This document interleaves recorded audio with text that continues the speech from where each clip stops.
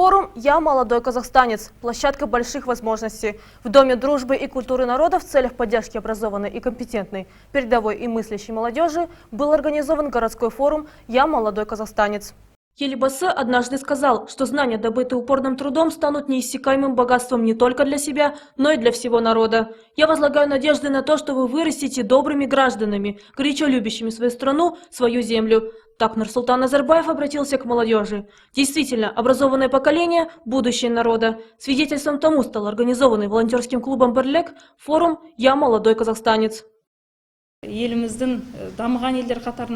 Вы станете одними из тех, кто внесет свой вклад во вхождение нашего государства в число развитых стран мира. Поэтому нами организовано данное мероприятие. Это мероприятие взяло свое начало давно и уже стало традицией. На форуме была награждена лучшая молодежь города, отличившаяся своими добрыми делами. Были признаны молодые люди до 29 лет в 20 номинациях. Один из награжденных в номинации «Жигерлі жаз-2020» – Естаев Адиль.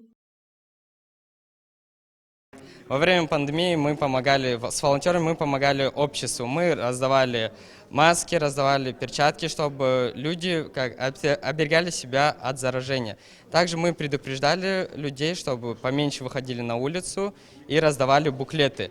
Молодежь работала, нас было очень много людей, и каждый по мере своей возможности делал вклад.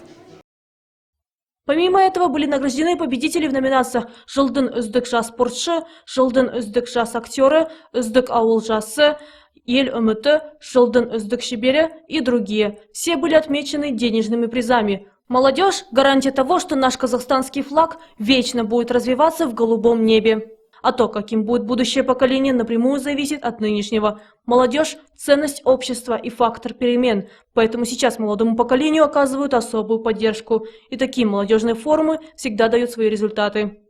Нургуль Кабулбакиева, Гүлім Маратқызы, Нурлан Исмаилов, телеканал Дидар.